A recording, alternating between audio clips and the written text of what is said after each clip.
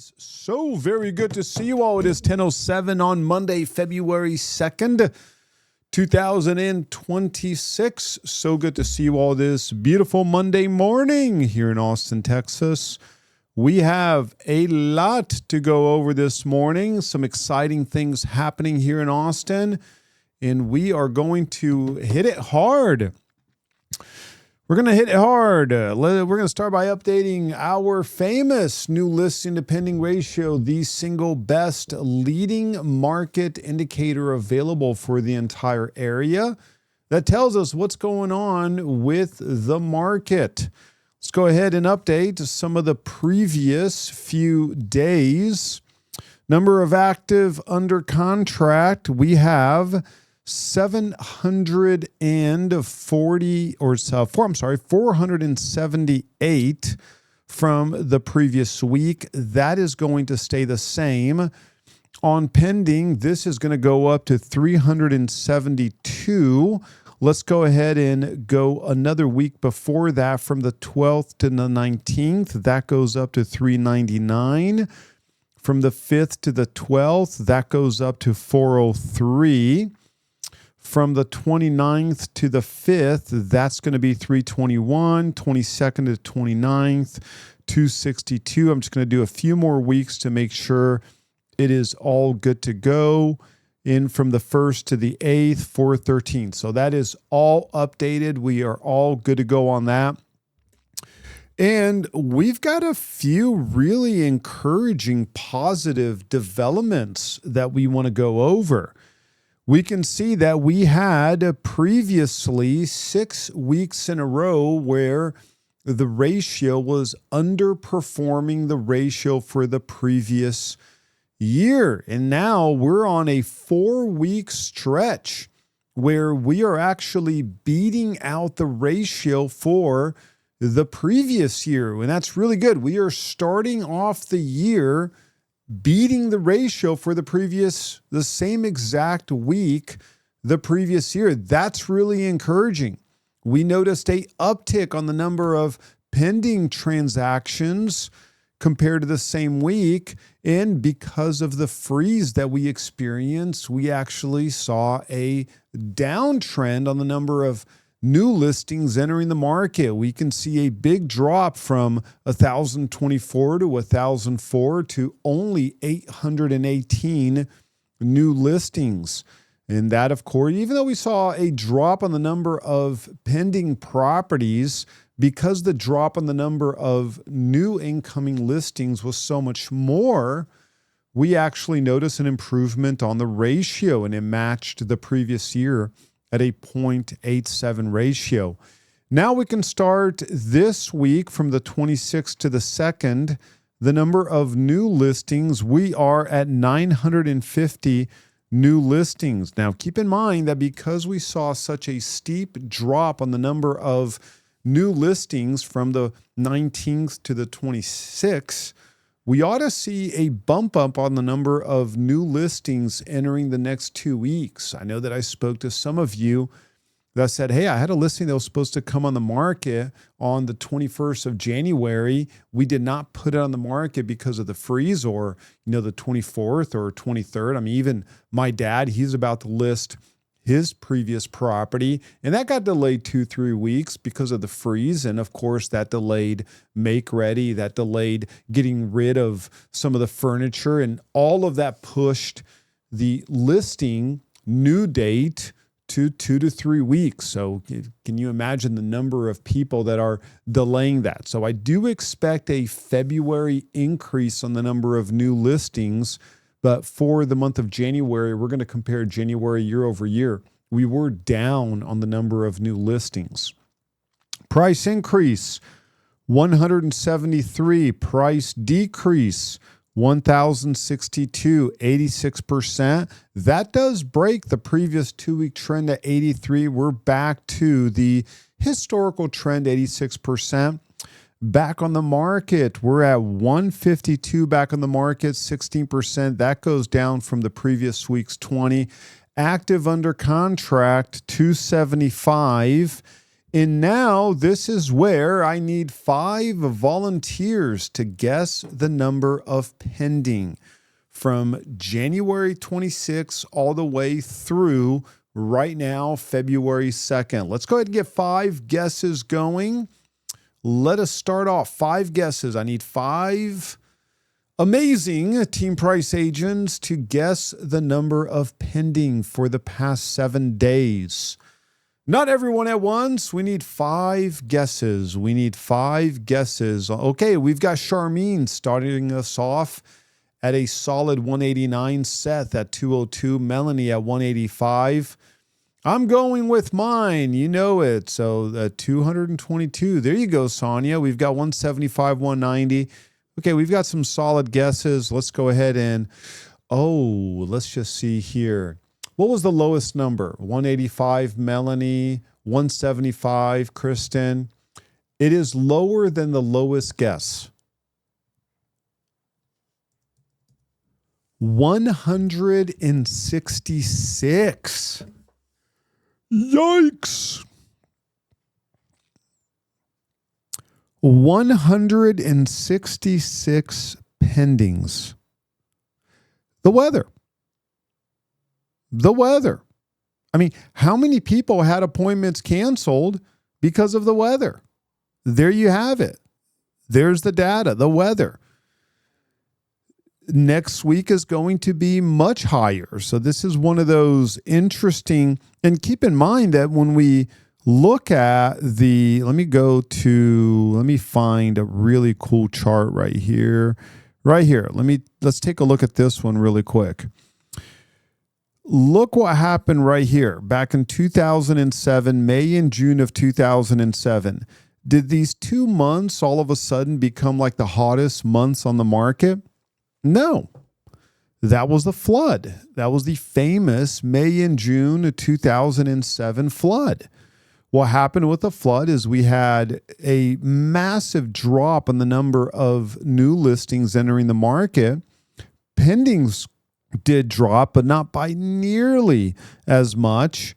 And that caused the new listing to pending ratio to skyrocket, but not because the market miraculously improved, but because we had a weather event that caused a massive pullback on the number of new listings entering the market. We are having this effect over the past 7 days on the number of pending, where pendings collapsed, not because of the overall market, not because of the consumer sentiment. It's not like the consumer sentiment dropped by 50%. We just had a lot of the pendings get delayed. Now, I do expect this number to go up substantially over the next 24, 48 hours into the next week, just like we saw this number go up. But we're not going to beat the 0.84. That's not going to happen. We already have 950 new listings. We're going to cross 1,000 new listings as we update this information. Be sure to review this information tomorrow morning whenever we update that new listing to pending ratio. This number is going to go up, but this is a lot of it to do with the weather event. But so far, we are looking at, and this is really interesting, same week, exact same week, year over year. We're going on 3 weeks in a row where the number of new listings entering the market are less than exactly the same week last year. 3.6%, 6.6 so far, 8.7. It is 10:16 a.m. Do I expect 90 new listings to enter the market between now and 11:59 p.m.? I actually do. I think we're gonna get darn close to that. Could very well beat that by single digits.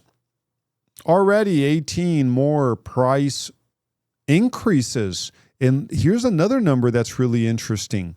We're noticing price drops lagging last year, which is good. Back on the market, lagging last year, also not bad.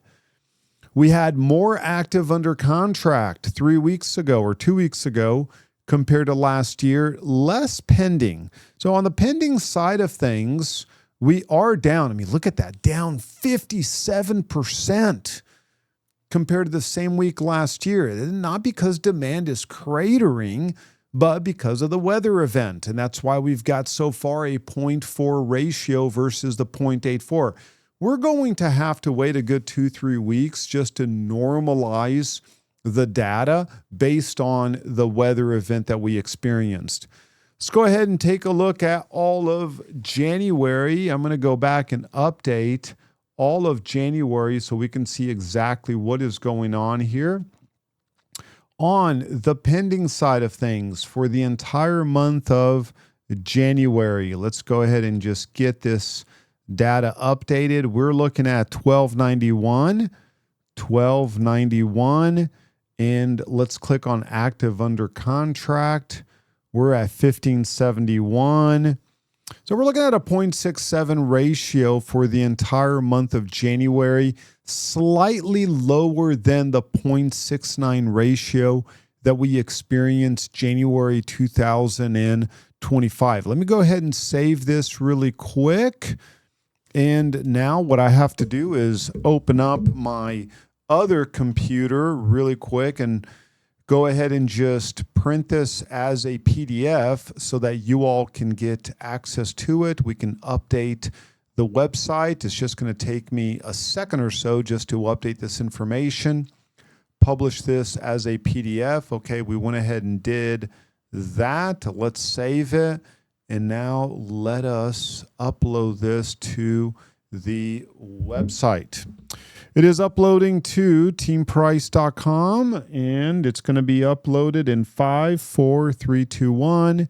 It is now uploaded, and now you've got access to the latest new listing to pending ratio on Insight and Statistics. Let's go ahead and really quick review some of this data, especially the monthly. I'm more interested in the monthly as opposed to the weekly. On the monthly side of things, we are down 5.1% on the number of new listings. We had 194 less new listings January 2026 compared to January 2025. 124 less price increases, 348 more price drops, 56 less back on the market. 254 less pending, 8 less active under contract. So 8.4% decrease on the number of pending properties. But take a look at the sold. The sold is insane. A pretty substantial drop on the number of sold properties, 22.6% drop on the number of sold properties. That is substantial. And we're going to go over some sold information here because that is a very noteworthy number that we really need to be on the lookout for. Difference between new and pending, 1427. That did beat last year at 1415 because we had more properties or less properties go pending in relation to the new on the market. But very much in line. I would even put that as very much in line. The ratio 0.67 compared to 0.69. When we get done updating all of the pending, I would say that we're going to match last year, if not just slightly go over last year's new listing to pending ratio. So we're starting off the year very similar for the entire month of January. Even though January 10th, we started noticing more pendings, less new on the market because from the 1st to the 10th, we had so many new listings entering the market. It's just causing that ratio to be very, very similar to last year. And there's that 0.67 right there, 0.67. Active listings, 10,991. This is for the 6-county area that we track, slightly higher than last year, but the percentage is really going down. We're only at 4.5% year-over-year increase on the number of active listings. Let's start getting to the pending and sold data. Let's keep on going. New listings, cumulative new listings, back on the market. Don't care about that. Pending. 2,862 pending. And year over year, we're looking at an 8.4% drop on the pending for the 6-county area. We continue to see that drop. We're not going to make up that gap. There's no way. We're not going to see 350 new pendings come on the market. And let's take a look at pending per 100,000 people. So far, we're looking at 107 pendings per 100,000 people. That's going to be a 10.4% drop year over year. That number is going to go up. The big indicator is, are we going to cross the 113, which was the lowest one on record in 2009? That's my hope. My hope is that we're going to cross the 113. When you look at the cumulative pending, that's the same because it's only January to January. Now, when you take a look at the difference, the year-to-date cumulative new listing versus pending, we're looking at a 771 difference, slightly higher than last year at 703. Let's take a look at sold data. Oh, by the way, before we hit the sold data, withdrawn plus expired, that did break last year. We were at 1,100 last year. We're at 1,205. So we are looking at a higher number compared to last year, a 9.5% year over year increase on the withdrawn plus expired. Now let's get to sold. Sold is where we saw a number that was just jaw-dropping. So far, and I know that agents are really late when it comes to updating sold information, we do expect this number to go up, but it's not going to go up by 424. That's not going to happen. It's statistically impossible. It'll go up by 150 or so, but not by almost 400 or over 400. We are looking at a 22.6% year-over-year drop on the number of sold properties so far for the month of December. That's a really big drop. That's really amazing. When you adjust that for population, we're looking at 55, adjusted for 100,000 people. And that puts us in the apples to apples comparison where we're actually saying, okay, well, based on the population size of the area, what is selling? And we're looking at 55. That's a massive 24.3%.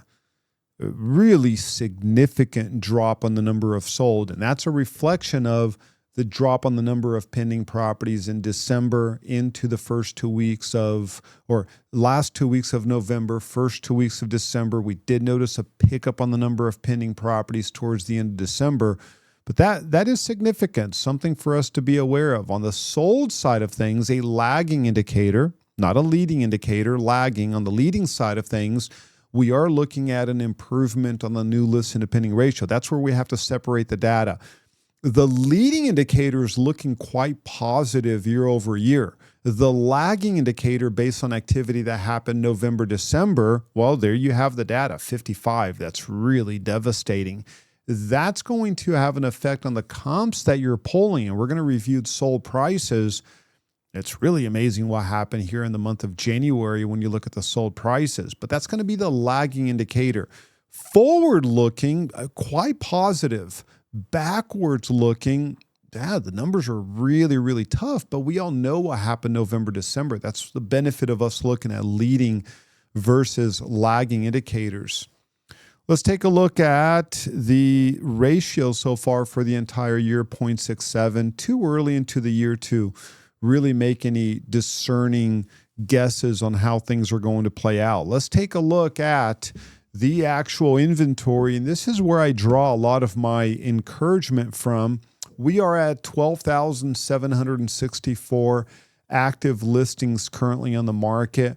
And as you can see on the number of active listings, it's not going up nearly as much as last year. So we are up by 11.4% year over year.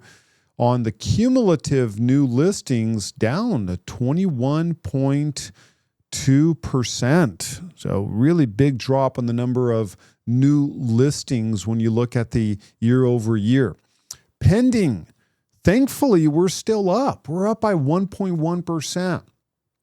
We have 3,650 pendings as of this morning. Same exact day last year, we were at 3,609 pending. So that's really positive. There's that 1.1% year over year pending. That's where I'm really encouraged, is that we're not noticing as many new listings entering the market. We are noticing more pendings year over year. So you can't be distracted by the lagging indicator. Very important for us to know that.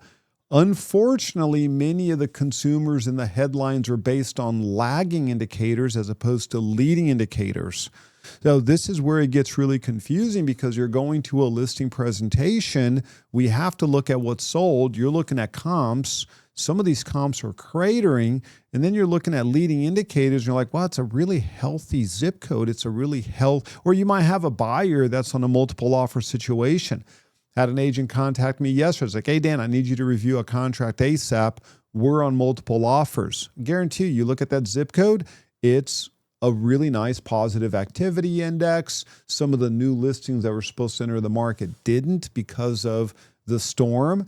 So for that specific buyer, it's a very competitive market. And then you look at the lagging indicator, months of inventory, number of sold price, and it might be cratering. But what do you have to focus on the leading side of things? Activity index. This is where I'm really excited. I mean, the thing keeps on going up. And look at last year. Last year, really small increase between the January 1st and February 2nd. Started picking back up. It peaked towards the second week of February. Whereas this year, that sucker keeps on going up. But it goes back to that. We're noticing a lower trend of new listings entering the market. The freeze had a huge effect on the number of new listings entering the market. So one of two things could happen. This could be an indication of a really nice recovery that we're experiencing. Demand is increasing, or this line could turn around and just go down quick based on the new listings that will now enter the market, because they did not enter the market for a good 10 to 15 day period because of weather conditions. So too early to tell where the market's going to go. That's why we publish this on a daily basis. You've got to be obsessed with this data. But we do have 14 zip codes with over 30% activity index. 3.6 at 52.17%. 3.6 puts it in the multiple offer zone all day long. But keep in mind, that's what? Pending divided by active plus pending. When you've got a decrease on the number of active properties, meaning less new listings entering the market, what's that going to do? It's going to drive the activity index higher. All of this changes on a daily basis. Keep in mind, we update this on a daily basis. So you could very well be in a situation where 30 days from now, this number's not 52%, it's 27%. Because of the influx in new listings that enters the market. Let's keep on going. Months of inventory, very similar than new listings entering the market and active listings, holding pretty steady. Months of inventory, because that's a direct relation to the new listings entering the market. Not going up nearly as much as last year. We have 29%, 22 out of the 75 zip codes that we track are under 4 months of inventory, which historically is fantastic, really good. You've got 34 out of the 75, which is 45% or 55% of the zip codes are over 4 months or under 4 months of or under 4.9 months of inventory. Really exciting. Really, really good. As a matter of fact, let me just, let me open up this again. Just give me 1 second. Let me open up this information again. Okay, February 2nd. Let's go to months of inventory. Now, take a look at this. This is also really interesting. We've got City of Austin. Months of inventory now 10.2% lower months of inventory than last year. Over the past 2 years, we're up by only 1.8%. So we've got Taylor, Dripping, Wimberley, Georgetown, Austin, Marble Falls, Lakeway, Lago Vista, Driftwood. They're all now with lower months of inventory compared to last year. Compared to 2 years ago, Cedar Park, Driftwood, Elgin, Burnett, Cedar Creek, Dripping, Lakeway, Lago, Taylor, Wimberley, all with less months of inventory compared to last year. And there's that 1456. 1,456 properties have sold in the month of January. Keep in mind this number is going to go up, but there's no way that it's going to get anywhere close to that 1,880. That is a shocking number. We went over this information. That's really, really quite shocking. Now let's talk about pricing. You all take a look at the median sold price for January. Down $19,010 month over month, up only $529 year over year. As a matter of fact, let me do this. From the time I posted this data to now, we have had an additional 10 properties get listed as closed, an additional 10.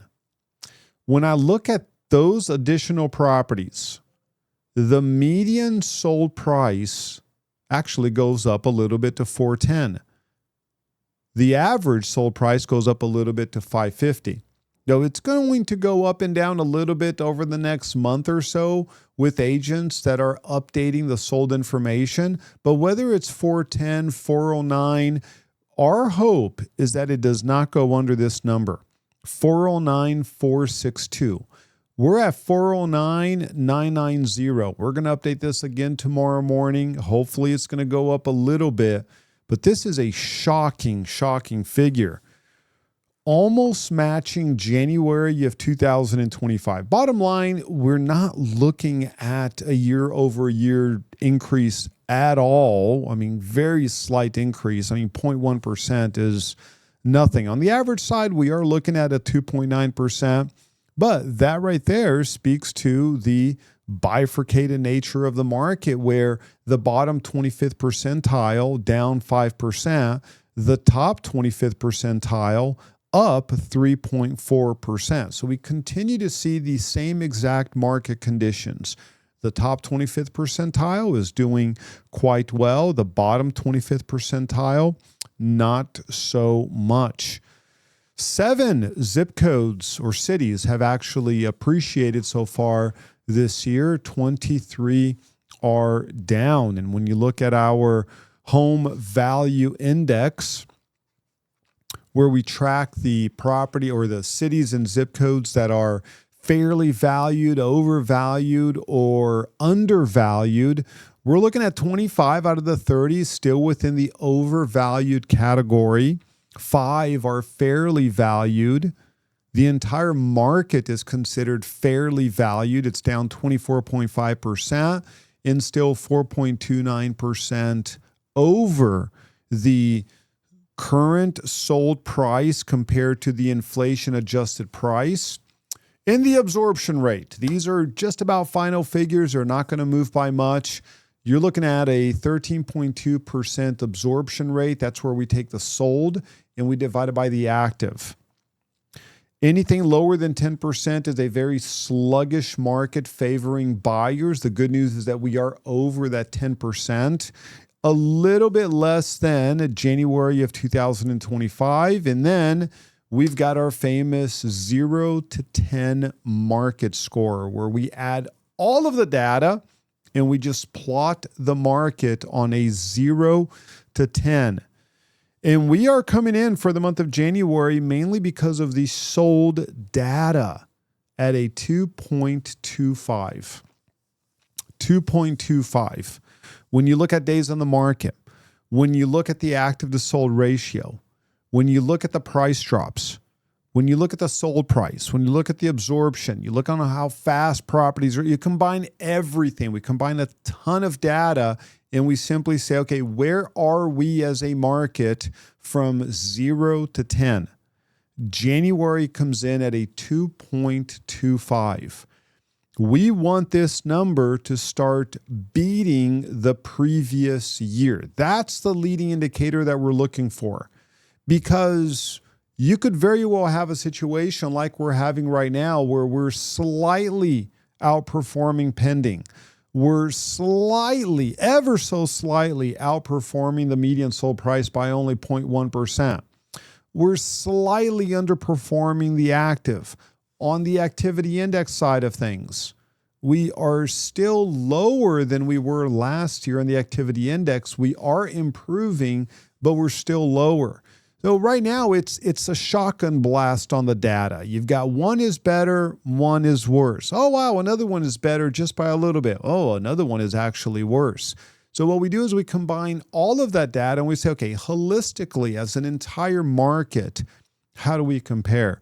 And the sold number really caused that number just to go down, because solds are important. We have to look at solds. Even though it's a lagging indicator, it is an indicator. And that right there came in at 2.25 when you plug in absolutely everything together. Now, let's talk really quick about the bond market. Let me turn around, and we are up 3.8 basis points. This is going to be a very important week, huge week for rates. And you're already noticing that rates are being affected right now. Today is a big day. That's manufacturing stress, treasury supply. The Fed is going to set the tone. Tomorrow, we've got a lot of labor data coming out. You've got the job opening, labor turnover report. That's going to be tomorrow at 10 a.m. On Wednesday, we've got mortgage data. We've got employment data. We've got some inflation data coming in. Institute of Supply Chain Management. They're going to release all of their data. And then we've got Thursday, more job information, but a lot of bond auctions. We've got the 4-week, the 8-week. You've got the Fed balance sheet. But the big one is going to be Friday. Friday is going to be huge, so you don't want to miss the Friday team meeting that we have. You don't want to miss anything. You don't want to miss the Wednesday, the Friday. We've got Michigan consumer sentiment. We've got 5-year inflation expectation, consumer expectation. But the big one is going to be the unemployment rate. The forecast is 4.5. The consensus kind of 4.4. So what they do is they just interview a bunch of people that are wrong all the time. And then they'll say, okay, well, what do we expect things to be at? That's what it is. Now, let's talk about what happened today. Today, we had some really good figures for manufacturing. Purchaser Manager Index skyrocketed. Now, the interesting thing about crossing this 50 line, under 50 is contraction, over 50 is expansion. And this number just shot up. And y'all, take a look at this. This is the highest number. We've got 52.6. That's the highest number since August of 2022, which is amazing. And what this speaks to is that people that are into the manufacturing world are now very bullish on manufacturing and are expecting an increase in manufacturing for the next 12 months. No one was expecting this number just to skyrocket. As a matter of fact, when you look at the PMI, they thought it was going to go down. I mean, based on the previous, they thought it was going to go up by just a tad from 47.9 to 48.5, but still within non-expansion territory. And this is a blowout. And then on top of that, the consensus was that prices were actually going to go up. It did go up based on the previous, but not nearly as much. So really interesting data released. Now, how is that affecting the bond market? Well, this is actually very encouraging for the economy. And if it's encouraging for the economy, what happens? People are a little bit more bullish towards the equity market as opposed to the bond market. That's why we're noticing a sell-off within the bond market. Not as big of a sell-off to affect rates. Rates are exactly where they were on Friday. Robert sent out his rate sheet, and we're looking at 6.25 on the 30 years. So thankfully, we are right in between a repricing line. We are inching close to a repricing line. We didn't quite hit that repricing line, but this is going to be a really important week for rates. Time will tell. We'll just have to track this on a daily basis just to see what's going to happen with rates. But so far, we're holding steady. FHA is at 5.75, which is great. VA, 5.875. USDA at 5.875. Jumbo, 30 years, 6.5. So rates are holding steady. We did notice, let me go back here really quick and just see.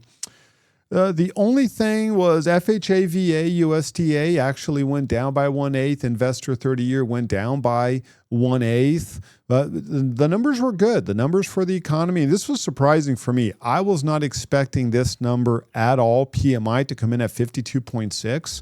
Heck no, that is a blowout number. That's a really employment went up from 44.8 to 48.1. New orders. Take a look at new orders. I mean, that is insane. New orders from 47 to 57. New orders on manufacturing. They're crazy. So that's good news for the economy. And we all know this, right? Bad news for the economy equals good news for rates. Good news for the economy equals what? Well, equals bad news for rates. We've got inflation numbers that are going to come out next week. The next week's going to be a super important week. That's where CPI is going to come out. There's a website called Trueflation where they track inflation numbers more on what the consumer is expecting. And they're expecting some good inflation numbers for next week. And they've been spot on for quite a few decades. So I'm really anticipating what in the world is going to happen next week, Wednesday, February 11th, for inflation numbers. That's going to be the big market mover right there. So it's going to be really exciting to see what is going to happen next week. Let's take a look at a few more things here before we end. This came out. I updated this information over the weekend because it was posted late January 30th. So, I'll wake up before the fam does. And my hobby is just to hit up the Excel sheet. So this information is brand new. I did email you this information. This is the top 40 market population-wise in the entire country. And then you've got every single market that is tracked by Freddie Mac House Price Index. This information was just released. This is for the month of December. So drop from peak, top 40 cities. Where do we stand compared to the entire country? Yeah, we're down by 20.2%. And we all knew this. We've known this. The second worst city in the country is San Francisco at a drop of 7.9%. Denver at 6.9%. Sacramento 6.1%. San Antonio 5.2%. Wow. Now, out of the top 40 cities, only 2 cities have reached a new record high: Virginia Beach and New York. Everything else is now experiencing a drop in price from peak. From January 2020, we are up 32.6%. The average for the top 30 cities or top 40 cities is 51.3. From January 2021, we're up 11.4. The average is 35.3. From December 2022, so 3 years, we're down 11. Only one other city is down in price. That's San Antonio. That's down 0.9%. Everything else is up. The average increase is 11.1%. So only 2 cities in the entire country is down in price over a 3-year period, same month. Austin and San Antonio. Yikes. New York is up 24.8%. Insane. Number one city, New York. Jen said, New York surprises me. I agree with you. So when we say, like, when is the Fed going to intervene on this price collapse? Do you think they are?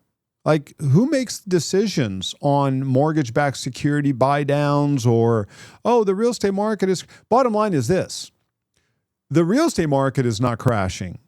Austin is, or did already, I would say that. I'm convinced 85% of the damage is already done. We're noticing a lot of stabilization. We're noticing a lot of encouraging leading indicators, especially on the pending side.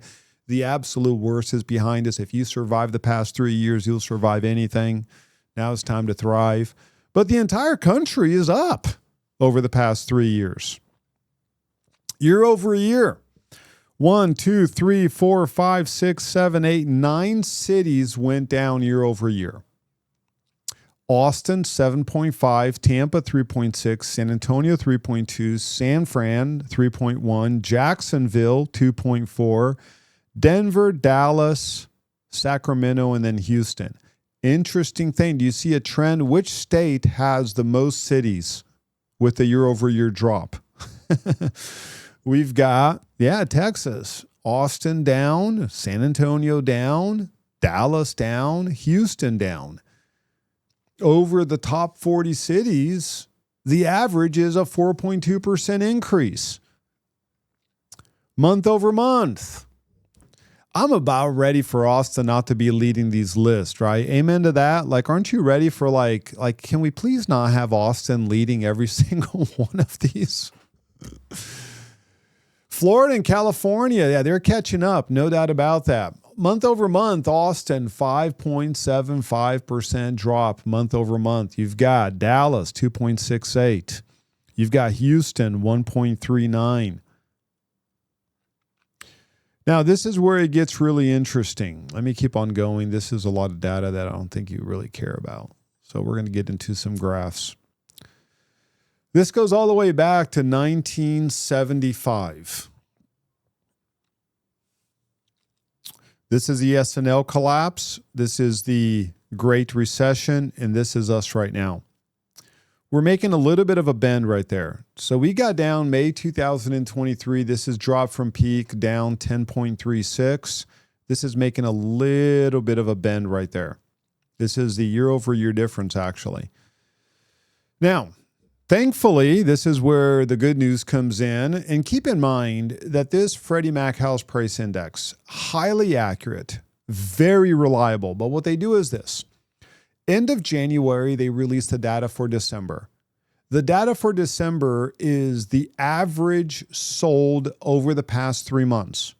So it's going to be the average sold published in December, the December number for October, November, December.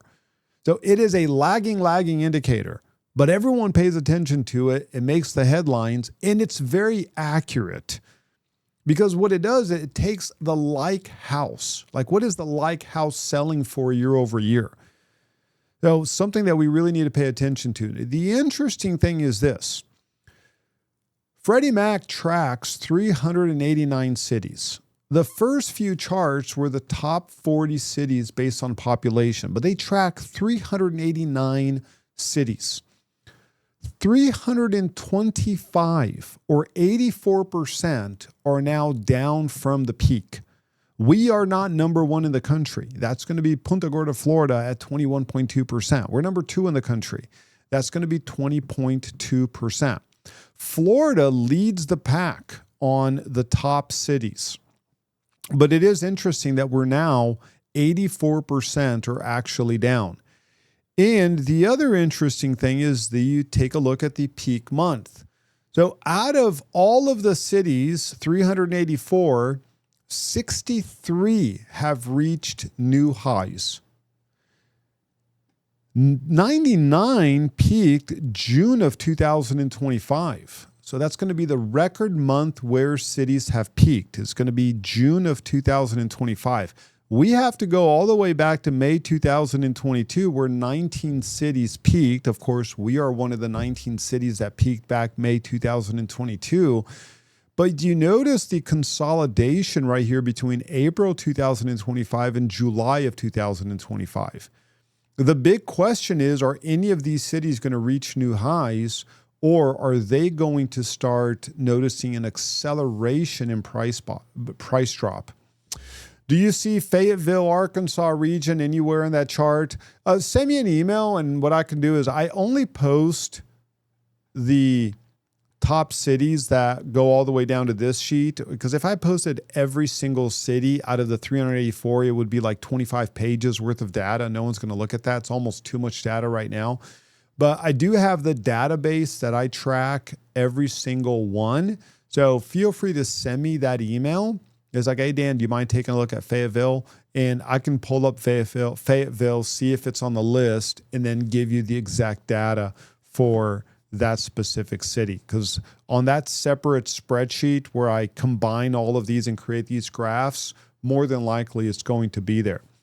So this was updated. That information is live on our website. You can scroll down under market. Let's just see here where we find that. That's going to be under macroeconomic data, and that's going to be the Freddie Mac House Price Index. That information is updated, all good to go with the latest and greatest. Let's take a look at a few more things here. So let's just take a look at what may be noteworthy. I want to do the activity index by zip code just to see what is going on year over year.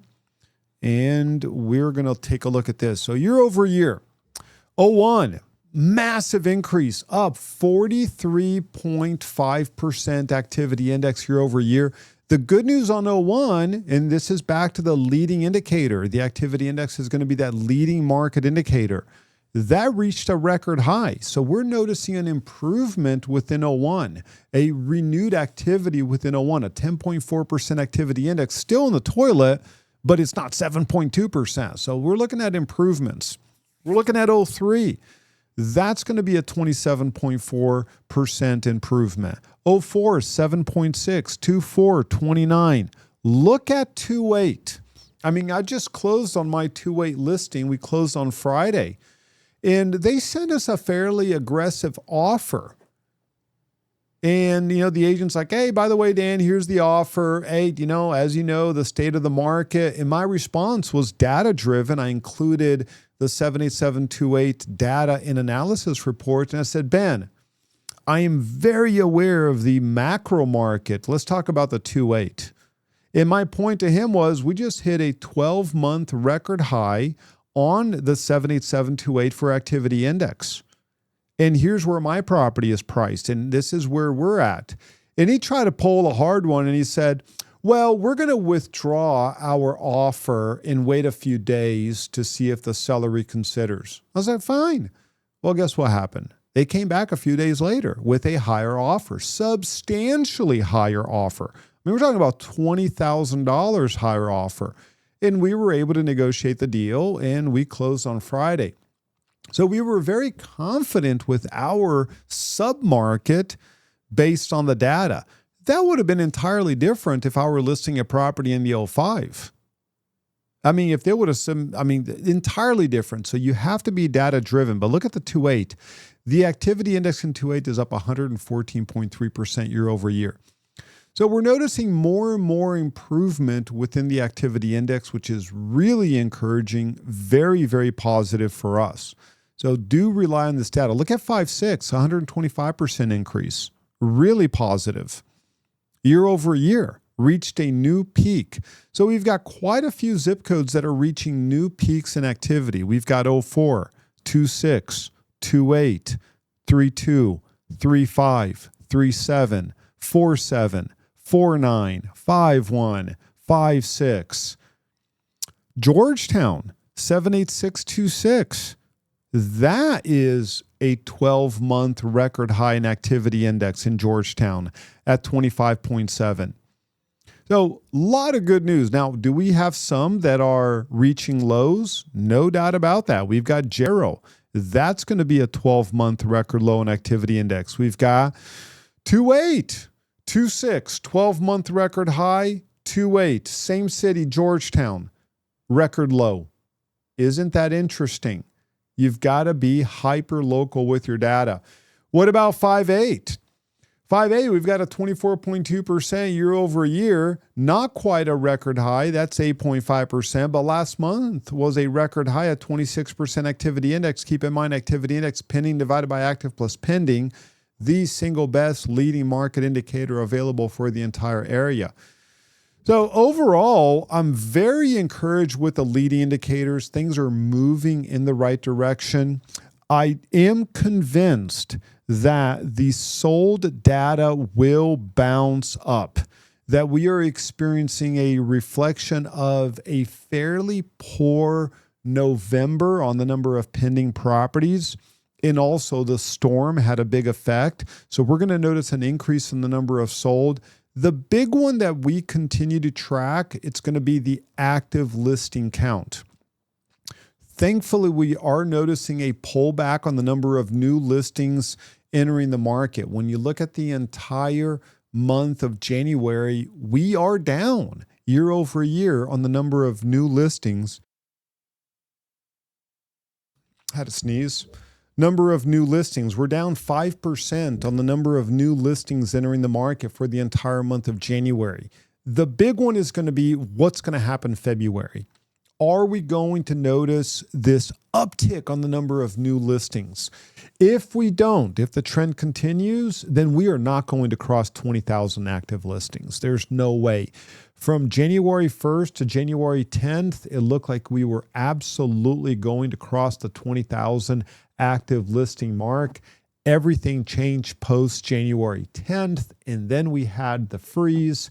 That caused the number of new listings to drop by quite a bit.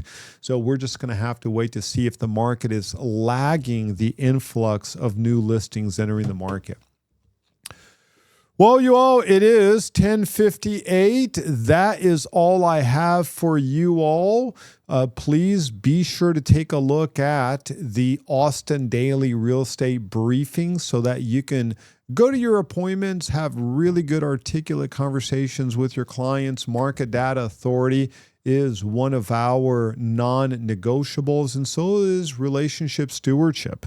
So that's what we go for. And of course, contract proficiency also. So I do want to remind you that when you go to resources.teamprice.com and you go to learning and then you go to contract proficiency, this contract proficiency is due Wednesday at 9 a.m. Please try to get that to me before 9 a.m. so that I can review it before the meeting where we go over the contract. This is going to be a good one. Please be sure to do the contract proficiency. We've got the neighborhood appreciation report. That is my number one task for today, Sonia. I'll get you the neighborhood appreciation report. I wanted all the data for 2025 to be over, but I'll get you the neighborhood appreciation report ASAP. Very good questions. Don't forget to join us for our Wednesday training. I'll send you an email reminder, and we do have our Friday meeting this Friday at 10 a.m. at the Austin Board of Realtors. Otherwise, you all, thank you all so very much for joining. Super appreciate it. You all are absolutely amazing, and I will chat with you later.